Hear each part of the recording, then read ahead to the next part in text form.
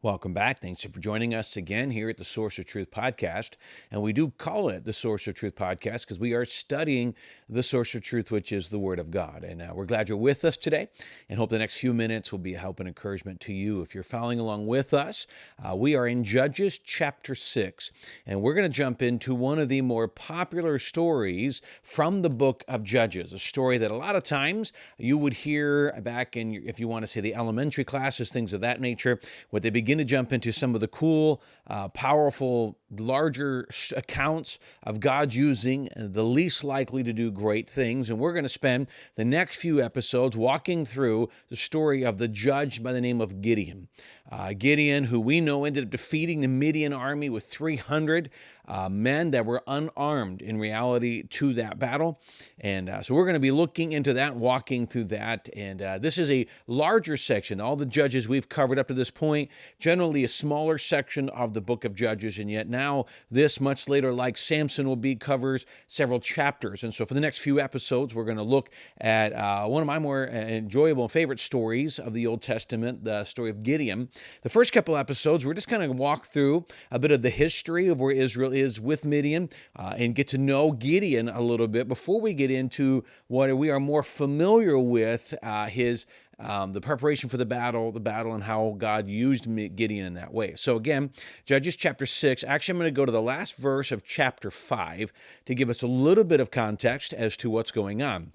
So last verse of chapter 5, actually the end of verse 31, it simply says this, and the land had rest for 40 years. So simply, they're now enjoying 40 years where there's no slavery, there's no other problems, they're following God. And then after 40 years, here's what we read in chapter 6, verse 1. The people of Israel did what was evil in the sight of the Lord, and the Lord gave them into the hand of Midian 7 years. And the hand of Midian overpowered Israel, and because of Midian, the people of Israel made for themselves the dens that are in the mountains, and the caves and the strongholds.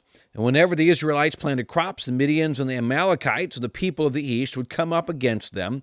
They would encamp against them and devour the produce of the land as far as Gaza, and leave no sustenance in Israel, and no sheep or ox or donkey. For they had come up with their livestock and their tents, and they would come like locusts in number, but they and their camels could not be counted, so that they had laid waste the land that as they came in, and Israel was brought very low because of the Midian, and the people of Israel cried out for help to the Lord. Now, so you start off with seeing the condition they were in.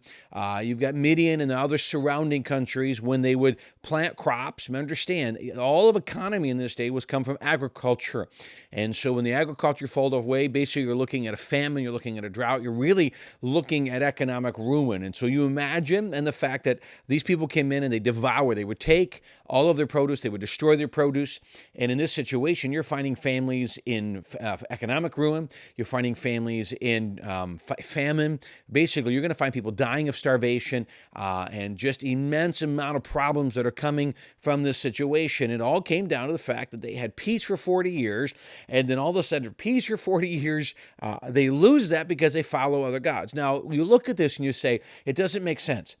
Why would they continue to do this? In a little bit, we're going to get a bit of a mindset by a question that Gideon asks the angel that God sends him. But let's go ahead and dig a little bit deeper into their condition. Verse 7, when the people of Israel cried out to the Lord on account of the Midianites, the Lord sent a prophet to the people in Israel, and he said to them, thus says the Lord God of Israel, I led you up from Egypt and brought you out of the house of slavery. And I delivered you from the hand of the Egyptians and from the hand of all who oppressed you, and drove them out before you and gave you their land. And I said to you, I am the Lord your God. You shall not fear the gods of the Amorites in whose land you dwell, but you have not obeyed my voice. So they came and they cried, they're explaining this, and so God sends a prophet and basically explains why they're there. They should know this. They are aware of their condition. They have been told this. My guess is probably not reminded. They've been told of all the great things that God had done for them to this point, but not necessarily these problems now that they're following other gods.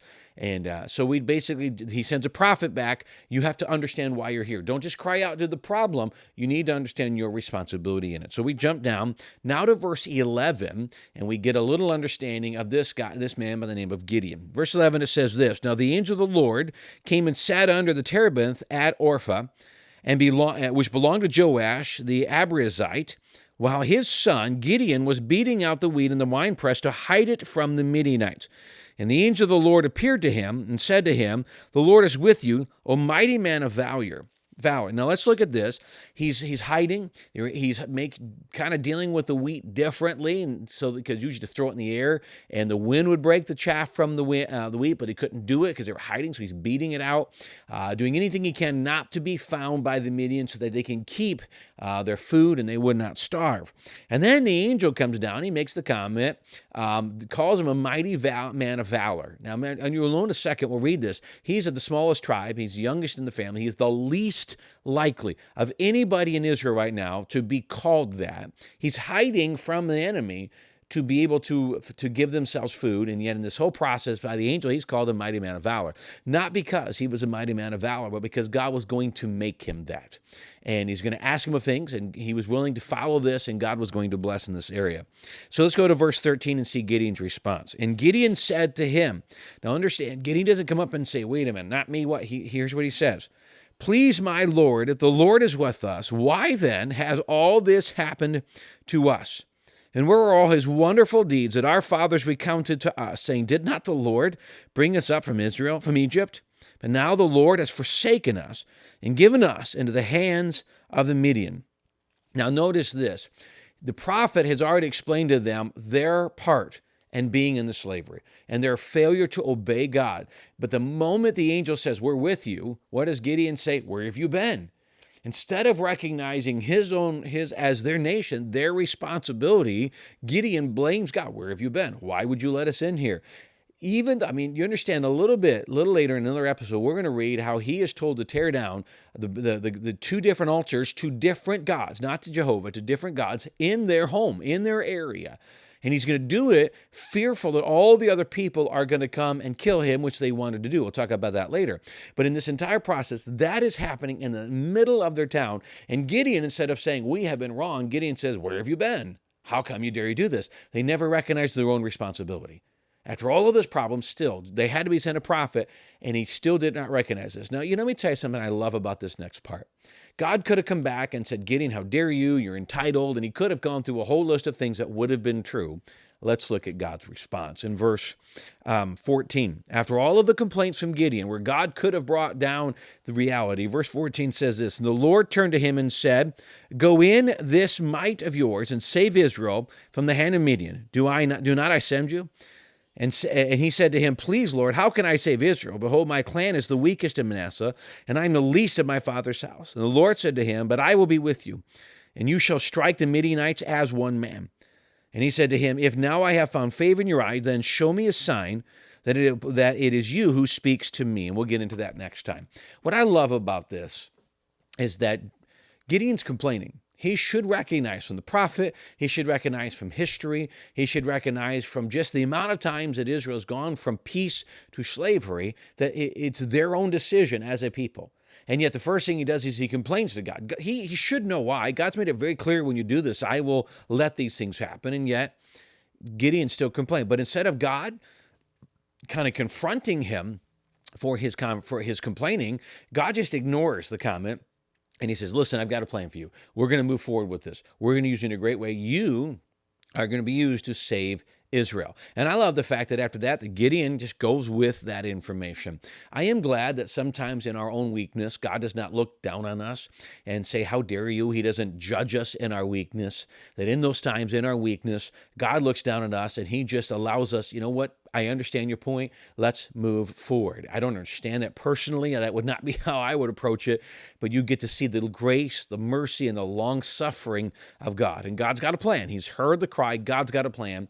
And we're going to take a step. One thing I love about the next couple steps is the story we're all familiar with mostly is that the 300 men and how he defeats the army. And that's an awesome story. But what we're going to see first is how he's told to tear down the altars of the false gods. There's some great principles we're going to learn from that. So stick with us as we take the next couple of episodes and walk through the great story of the judge Gideon. We do appreciate the time you've given to us. Hope it's an encouragement. Until we see you again next time, God bless.